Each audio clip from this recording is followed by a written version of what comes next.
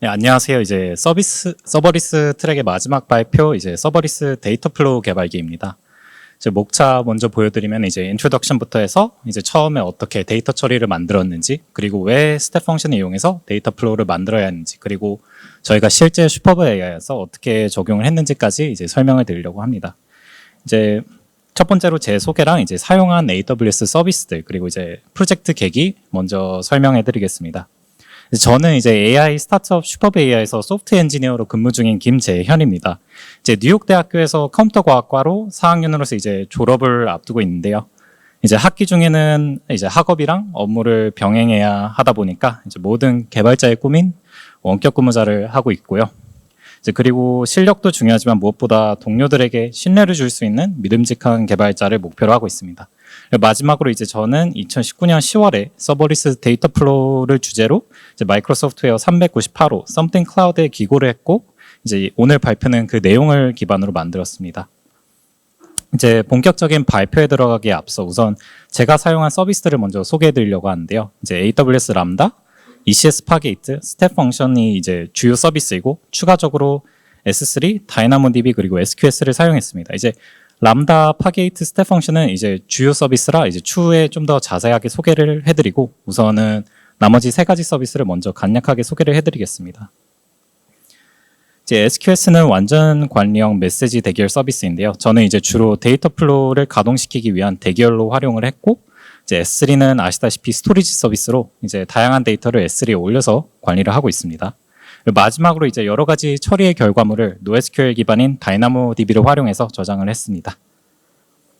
이제 제 프로젝트를 설명을 하려면 우선 그 배경부터 말씀을 드려야 할 것 같은데요. 이제 저희 슈퍼브 AI는 머신러닝 데이터 플랫폼을 만들고 있는 스타트업입니다. 이제 여러 가지 딥러닝 기술들을 활용해서 이제 데이터 레이블링 그리고 분석을 어시스트하고, 이제 나아가서 데이터 관리나 협업 등에 관련된 기능들을 UI UX적으로 이제 최적화하고 있는 플랫폼입니다. 이제 머신러닝을 위한 데이터 플랫폼인 만큼 이제 필연적으로 대량 그리고 대용량의 데이터를 빠르고 효과적으로 처리를 해야 되는데, 슈퍼브 AI 개발자분들은 이제 어떤 솔루션이 데이터 처리에 가장 적합할까 고민하던 와중에 서버리스로 해보면 어떨까라고 생각을 떠올렸습니다. 때마침 이제 2019년 여름에 제가 인턴십 프로그램을 통해 슈퍼브 AI에 입사를 했고, 이제 저는 서버리스 데이터 처리의 프로토타입을 만들어보는 업무를 맡았습니다. 이제 이 프로토타이핑의 목적은 이제 과연 서버리스가 데이터 처리에 적합한지 알아보기 위해서였는데요. 이제 그래서 제가 가장 먼저 시도해 본 것은 이제 가장 많이 쓰이는 이제 비정형 데이터 중 하나인 이미지를 AWS 람다를 이용해서 간단한 전처리를 해본 것이었습니다.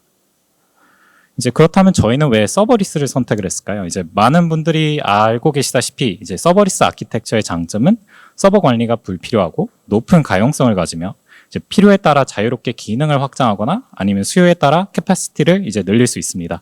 그리고 오직 사용한 시간에 대해서만 이제 요금을 지불하면 되죠. 이 중에서 제가 생각하기에 서버리스의 가장 큰 장점은 이제 바로 서버 관리가 불필요하다는 점이었는데요. 저는 2019년도 여름에 슈퍼브 AI에서 인턴십을 하면서 AWS를 처음 본격적으로 다뤄본 사람입니다. 그래서 이제 AWS 초보인 저한테는 이제 서버 관리 지식은 없어도 이제 코드만 써도 된다는 장점이 제일 컸고요. 쉽게 말하면 진입장벽이 낮았다고 말씀을 드리면 될 것 같습니다. 이제 그렇다면 제가 어떻게 이미지 처리를 만들었는지 말씀드리기 전에 서버리스 설계의 핵심인 람다를 소개해드리겠습니다. 우선 람다를 소개해드리자면 이제 람다는 AWS의 Function as a Service, 파스인데요. 이제 완전 관리형 서버리스 컴퓨팅 서비스로서 이제 개발자는 코드만 작성해서 올려두면은 해당 코드에 대한 요청이 들어왔을 때만 AWS가 실행을 시켜줍니다. 이제 매니지드 서비스다 보니까 따로 상시 가동하는 서버 없이 이제 요청이 있을 때만 프로비저닝을 해주고 그 코드를 실행시켜주므로 이제 한계를 넘지 않는 선에서 요청 횟수만큼 병렬로 실행을 시킬 수 있기 때문에 병렬성 역시 뛰어납니다. 이제 람다를 적극 활용하면서 이제 저는 코드에만 집중해도 됐던 게 제일 좋았던 것 같습니다. 그렇게 람다를 이용해서 가장 처음 만들어본 이미지 처리는 썸네일 생성이었는데요. 이제 람다를 혹시라도 사용해 보신 분이 계시다면 이제 아시다시피 워낙 예제도 많고 엄청 간단해서 이제 쉽게 만들 수 있었는데요. 구조를 보시면 이제 사용자가 S3 버킷에 이미지를 올리고 이 이미지 업로드 이벤트 트리거를 통해 람다를 호출해 줍니다. 람다는 이제 해당 이미지의 썸네일을 제작한 후 이제 버킷에 다시 저장을 해주죠. 이제 썸네일은 간단한데 그렇다면 이제 이미지 크기를 줄여주는 리사이즈나 압축해서 용량을 줄여주는 컴프레스 같이 다양한 처리를 추가하면 어떻게 될까? 그래서 예를 들어 한 이미지가 업로드되면 이제 다양한 용도로 쓸 수 있게끔 사이즈 조절이나 아니면 로딩 속도 개선을 위해서 이제 용량 압축을 해줘야 할 필요가 있습니다. 그래서 한 이미지에 대해서 여러 가지 처리를 해야 할 때 이제 하나 이벤트로는 람다를 동시 실행시킬 수가 없죠. 그래서 우선 이런 설계가 나왔습니다. 이제 이미지 업로드 이벤트 트리거로 우선 리사이즈 함수를 호출해주고 리사이즈 람다가 순차적으로 컴프레스를 호출하고 이제 최종적으로는 컴프레스 람다가 썸네일을 호출해주는 방식입니다. 그래서 우측 하단에 보시면 이제 여러 가지 처리 결과를 한 군데 종합하기 위해서 다이나모DB도 추가를 했고요. 이제 한눈에 보여도 이제 그렇게 좋은 설계는 아니었지만 이제 곧 심각한 문제가 있다는 걸 깨달았는데 이제 데이터 처리는 필요에 따라 변화할 수도 있죠. 그렇다면 예를 들어 한 가지 람다를 제거한다거나 아니면 새로운 람다를 추가해야 할 때 이런 상황이 오지 않을까라고 생각이 들었고 그래서 한번 고민을 해봤습니다. 이제 이미지 처리는 리사이즈, 컴프레스, 썸네일뿐만 아니라 이제 크로핑을 해야 된다거나 아니면 그레이스케일을 해줘야 된다거나 컴포즈를 해야 될 수도 있죠. 그러면은 이 람다들은 아까처럼 이제 병렬로 실행될 수도 있고 아니면 이렇게 또는 이런 식으로 이제 다양한 루트로 순차 처리가 될 수도 있고 아니면 이런 식으로 순차랑 병렬 처리가 합쳐질 수도 있습니다. 그렇다면 이 모든 로직을 람다 함수에 넣는 게 가능할까요? 정답은 사실 가능은 합니다. 아까 보여드린 람다가 이제 서로 호출하는 방식이 그런 예제 중 하나인데요. 하지만 이런 방법은 모든 플로우 로직을 이제 람다 내부의 코드로서 포함을 해줘야 되기 때문에 변화에 매우 약한 설계라는 걸 깨닫습니다. 그래서 서로 구조적인 의존성이 생기게 되면 단순히 람다 하나를 추가하거나 제거하려고 해도 쉽지 않겠죠. 그렇다면 어떤 방법이 있을까 생각을 하던 와중에 이제 해결책은 결국 두 가지로 좁혀졌는데요. 이제 모든 처리를 이제 하나의 큰 기능으로 합치는 것과 아니면 이전처럼 분리해도 돼 뭔가 새로운 방법을 찾아야 된다. 그래서 이제 저는 후자가 더 좋은 방향이라고 판단을 했고 이제 그렇다면 단순히 람다를 이어서 처리할 게 아니라 좀 더 제대로 된 데이터 플로우를 설계하는 것이 맞다고 생각했습니다. 그럼 데이터 플로우란 우선 무엇일까요? 이제 제 생각에 이 한 줄로 정리가 되는데요. The idea of disconnecting computational actors into stages. 그러면은 여기서 중요한 건 disconnect. 그러니까 즉 분리한다는 것인데요. 그럼 왜 분리를 해야 되느냐? 이제 왜냐하면 분리를 함으로써 이제 다양한 이득을 볼 수 있는데 복잡한 데이터 처리를 이제 모듈화해서 이제 분리를 하게 되면 병렬성, 이제 확장성, 그리고 재활용성이 많이 늘어나고 이제 결과적으로 관리를 좀 더 쉽고 체계적으로 할 수 있게 됩니다. 이제 장점들을 나열을 해보니까 저는 마이크로 서비스 아키텍처나 아니면 서버리스 아키텍처의 장점들과 굉장히 비슷한 점이 많다고 생각을 했고 그래서 서버리스 아키텍처로 데이터 플로우를 만든다면 좋은 시너지를 낼 수 있을 거라 결론을 지었습니다. 그렇다면 결과적으로 이제 다양한 클라우드 서비스를 하나의 워크플로우로 이어줄 수 있는 매니지드 서비스가 필요한데요. 그런 게 AWS에 있느냐? 바로 스텝 펑션스입니다. 스텝 펑션스는 AWS의 클라우드 오케스트레이션 서비스로서 이제 람다와 같은 AWS 서비스를 하나의 워크플로우로 이제 엮어서 만들 수 있게 해주는 서비스인데요. 단순히 이제 입력하고 출력 정도를 이어주는 게 아니라 분기라던가 병렬 처리 그런 다양한 이제 플로우 컨트롤 로직을 지원을 하는데요. 이제 그리고 완성된 스텝 펑션은 이런 식으로 웹 콘솔에서 시각적 워크플로우도 확인이 가능하고 이런 콘솔로 확인할 수 있는 시각적 워크플로우는 다양한 장점이 있는데 이제 이런 식으로 실행된 태스크의 현재 상태를 볼 수도 있고 이제 현재 보이는 예제는 이제 성공적으로 실행된 예제인데 이제 예를 들어 이런 식으로 한 부분에서 실패한다면 이제 어느 부분에서 실패했는지 눈으로 빠르게 이제 확인할 수가 있죠. 그리고 이제 추가적으로 스텝 펑션 이벤트도 웹 콘솔에서 확인할 수 있습니다. 이 부분을 이제 확인하면 보다 자세하게 이제 어떤 상태에서 무슨 인풋을 받아 무슨 결과를 반환했는지도 알 수 있고 이제 또 옆에 실행 시간도 같이 표기를 해주기 때문에 어떠한 인풋에 대해 이만큼 처리 시간이 걸리는구나 이제 예측도 가능합니다. 스텝 펑션은 이제 상태 머신 형태로 동작을 하는데요. 이제 각 상태는 람다 혹은 이제 파게이트 태스크 같은 작업을 실행시킬 수도 있고 이제 필요에 따라 플로우가 바뀔 수 있는 이제 플로우 컨트롤 로직도 넣을 수 있고 이제 마지막으로 이제 이런 스텝 펑션 스테이트 머신은 이제 ASL 아마존 스테이트 랭귀지로 이제 작성할 수 있습니다. 이거는 이제 제이슨 형태의 언어인데요. 이제 복잡한 인프라 리소스 관리 필요 없이 이제 제이슨만으로도 이제 쉽게 필요한 워크플로우를 정의를 할 수 있고 이제 사용법을 빠르게 익힐 수 있다는 게 저한테는 이제 가장 큰 장점 중 하나였던 것 같습니다. 이제 ASL로 어떻게 상태 머신을 정의하는지 간단하게 몇 가지만 보여드리면 우선 가장 심플한 예제 중 하나인 헬로 월드라는 람다를 호출하고 종료하는 이제 스텝 펑션입니다. 보시면은 이제 스타트에서는 이제 이 상태 머신이 어떤 상태에서 시작을 하는가 지정을 해주고, 이 예제는 이제 그럼 헬로 월드라는 스테이트에서 시작을 하겠죠. 이제 밑에는 가장 중요한 상태들을 다 정의해두는 스테이트 필드입니다. 그럼 이 스테이트 필드 안에 들어간 상태들을 좀 더 자세하게 살펴볼게요. 우선 상태 이름을 선언을 해야겠죠. 이 예제에서는 이제 resizer라는 상태인데, 그리고 타입을 선언합니다. 타입은 말 그대로 이제 해당 상태의 타입인데, 어떤 작업을 수행할 수 있는 태스크가 될 수도 있고, 분기를 담당하는 초이스, 병렬 처리 로직인 parallel이나 맵, 아니면 아무것도 하지 않는 이제 패스, 뭐 성공이나 실패 여부인 success하고 fail state, 이제 다양한 타입을 지원을 하고요. 이제 예제에서는 태스크 상태니까 이제 람다를 실행해서 어떤 작업을 한다, 이렇게 보시면 될 것 같습니다. 리소스는 이제 해당 상태에서 필요로 하는 리소스를 정의를 하는데요. 이제 예를 들어 이 예제에서는 이제 람다를 호출해서 사진을 리사이즈 해야 되기 때문에, 그렇다면은 이 리사이즈 람다 함수가 리소스로서 선언이 돼야겠죠. 그래서 보시면은 ARN이 좀 잘리긴 했는데 저 주소로 람다를 호출을 하겠죠. 그래서 이제 밑에 패스들은 다음 슬라이드에서 좀 더 자세하게 설명을 드릴 거고요. 이제 마지막으로 end, 이제 다음 상태를 표기해 주는 부분인데, 이제 이 경우에는 end가 true로 선언돼 있으니까 해당 워크플로우는 여기서 끝난다는 걸 의미합니다. 이제 다음 상태가 없기 때문이죠. 그래서 보통 다음 상태가 이제 끝이 아닌 경우에는 next 키워드로 이제 다음은 어디로 가라라고 선언을 해줍니다. 그리고 이제 스텝 펑션스의 장점 중 하나인 JSON 패스를 이용해서 인풋 아웃풋 프로세싱을 할 수 있는데요. 이걸 이용하면은 이제 상태 간에 입력 출력 값을 조정을 할 수가 있는데요. 제일 첫 번째로 인풋 패스는 받은 전체 인풋 페이로드에서 어떤 하위 정보만 이용할 건지 정할 수 있습니다. 예를 들어 이미지 사이즈 리사이즈에 필요한 인풋은 사실 이제 해당 이미지가 어떤 경로에 저장이 되어 있는지, 그리고 어떤 사이즈로 변경할 건지, 이 정도만 필요한데 꼭 인풋이 그것만 들어오지는 않죠. 이제 예를 들어 뭐 세션 아이디나 타임 스탬프 같이 여러 가지 좀 처리와 무관한 인풋이 같이 들어올 수 있는데, 이런 인풋을 선택적으로 받을 수 있는 이제 그걸 선언할 수 있는 게 인풋 파스입니다. 인풋에서는 이제 이 정보만 필요해라고 선언을 하는 거죠. 이제 해당 예제에서는 이제 루트 경로를 사용하기 때문에 인풋 전체를 받아옵니다. result path는 이제 해당 태스크의 결과물을 인풋 페이로드 어느 부분에 저장을 할지 이제 지정을 해주고요. 마지막으로 output path는 이제 저는 처음에 result랑 output path가 정확히 어떻게 다른지 이제 좀 어려워했는데, 이제 기본적으로 result path는 어떻게 저장을 할지 구조를 정하는 거고, 이렇게 만들어진 최종 결과물을 어떻게 전달할지 정하는 게 이제 output path입니다. 예제를 간단하게 보여드리면 이런 식으로 리사이즈 처리 요청 메시지가 왔다고 가정을 해볼게요.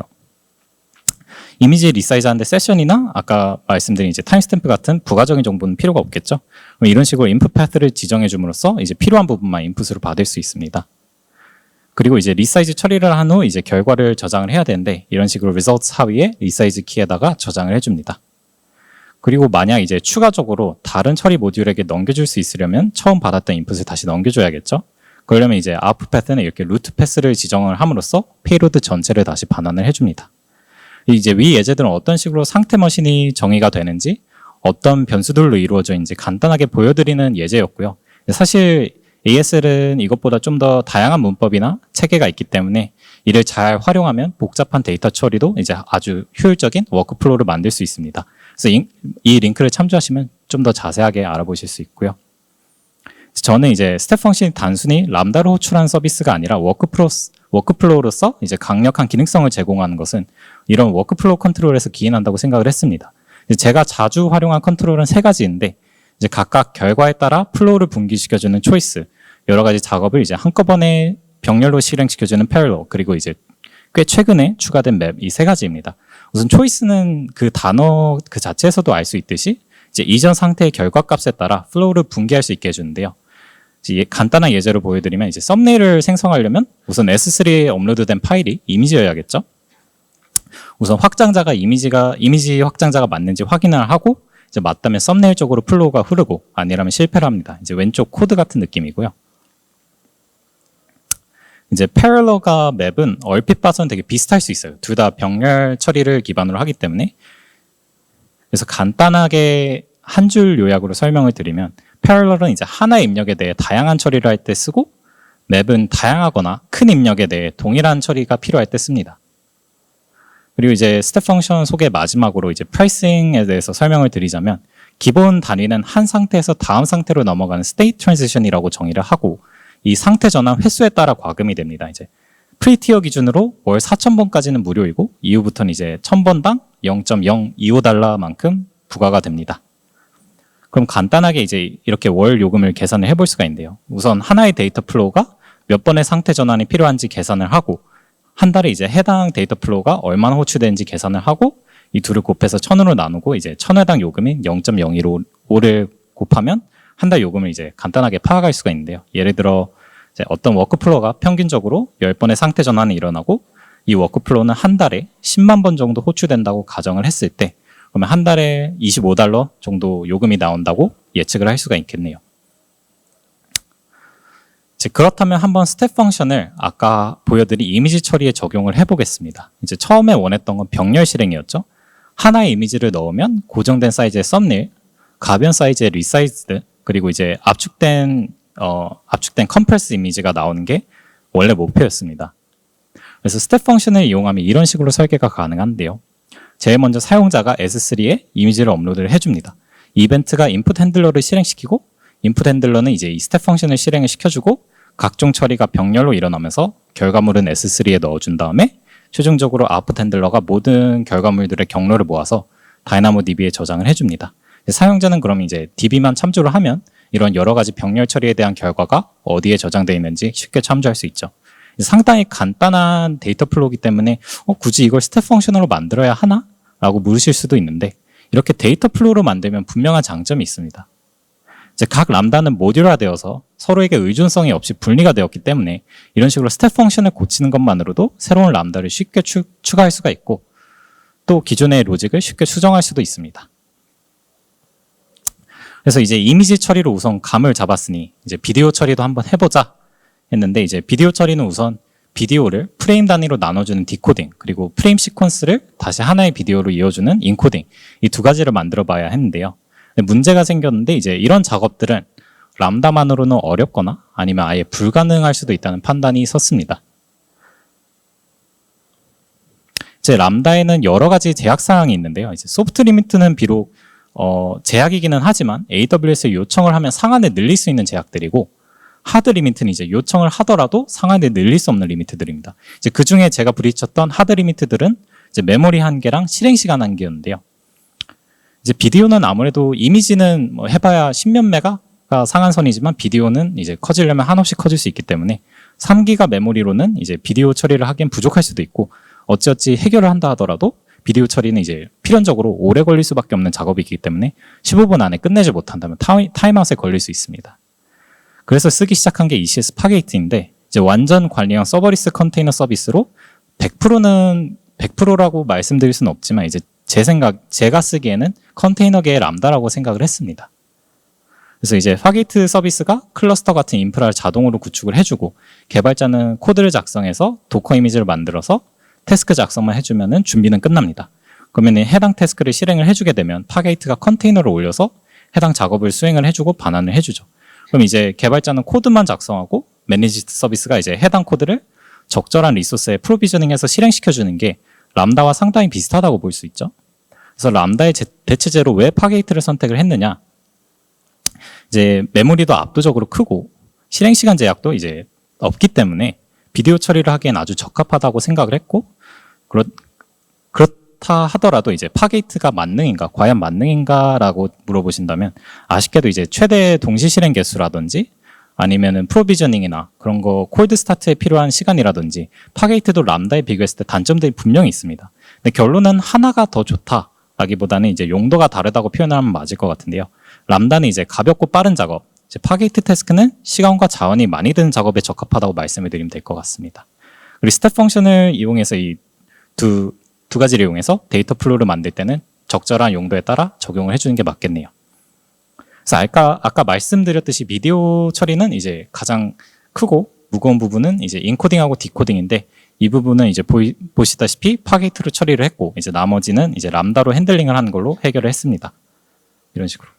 그래서 여기서 다시 한번 스텝 펑션이 좋은 이유를 보여드리자면 이런 식으로 이제 워크플로우끼리 연결도 가능합니다. 예를 들어 이제 디코딩을 하게 되면은 해당 비디오를 이제 프레임 시퀀스로 나눠진 이미지가 나오는데 그걸 다시 이미지 처리에 연결을 해준다거나 이런 식으로 활용이 가능합니다. 이제 사실 여기까지는 이제 제가 인턴십을 하면서 프로토타이핑을 해보면서 이제 얻은 경험 혹은 교훈 정도고, 그렇다면 슈퍼브 AI에서는 이를 실제로 어떻게 활용을 하고 있을까요? 이제 저희 데이터 플랫폼에서는 이제 이렇게 다양한 처리를 스텝 펑션을 활용한 데이터 플로우로 만들었는데요.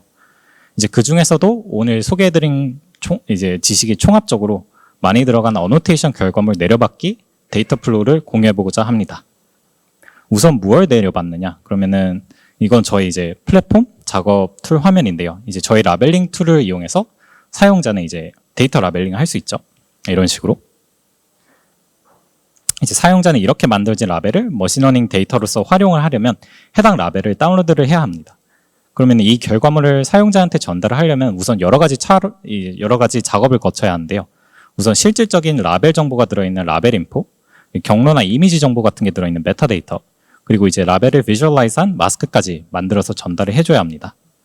그래서 간단하게 순서를 설명을 하면 이제 처음엔 내려받을 결과물들을 다 받아와서 인포, 메타를 추출해주고 마스크를 생성해준 다음에 이러한 총합적인 결과물들 다 하나로 압축을 해주고, 그리고 작업 완료 메시지랑 이제 작업물 경로를 다시 반환을 해주겠죠. 그럼 우선 1, 2번부터 보겠습니다. 라벨은 보통 개수가 엄청 많습니다. 이제 적게는 수십 개에서 많게는 수십만, 이제 수백만 개까지 다뤄야 되는데 이걸 하나의 컴퓨팅 서비스가 처리를 하는 건 상당히 비효율적이라고 판단을 했죠. 그래서 우선은 그럼 분산이나 병렬 처리가 필요하겠다라고 생각을 했습니다. 그렇다면 parallel 쓰는 게 정답일까요? 한번 예시를 들어보겠습니다. 이제 5개의 람다에 100개의 요청을 분산을 시켜주면 개당 20개 정도로 이제 나쁘지 않은 효율을 보여줍니다. 하지만 100만 개 요청이 들어온다면 100만 개를 이제 5로 나누면 개당 20만 개씩 처리를 해야 되기 때문에 이제 람다가 메모리 리미트나 실행 시간 리미트에 걸릴 수 있죠. 그렇다면 맵으로 한번 해보겠습니다.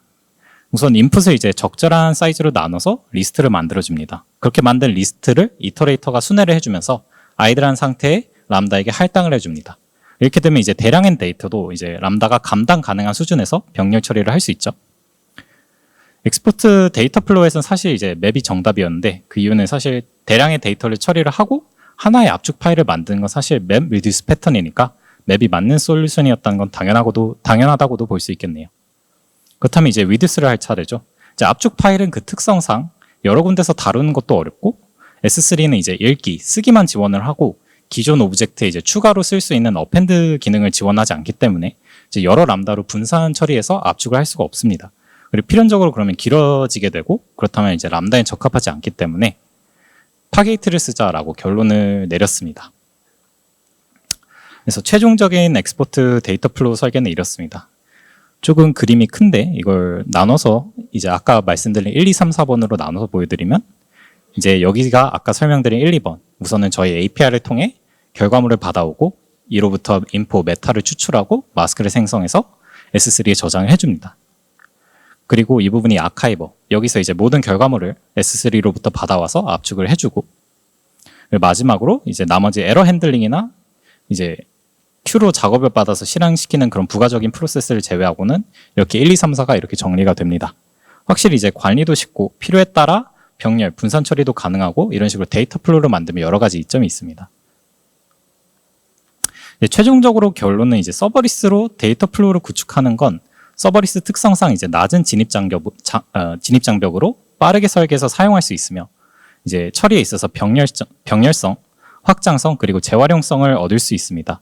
저는 이번 발표를 통해 이제 AWS의 다양한 서버리스 혹은 이제 매니지드 서비스로 이렇게 데이터 플로우를 만들 수 있구나 하고 여러분에게 공유한 게 목표였는데요. 이제 꼭 데이터 플로우는 서버리스로 구현해야 된다라고 주장하는 것은 아니지만 서버리스 기반의 데이터 플로우는 분명 이제 매력적인 장점이 있다고 생각을 합니다.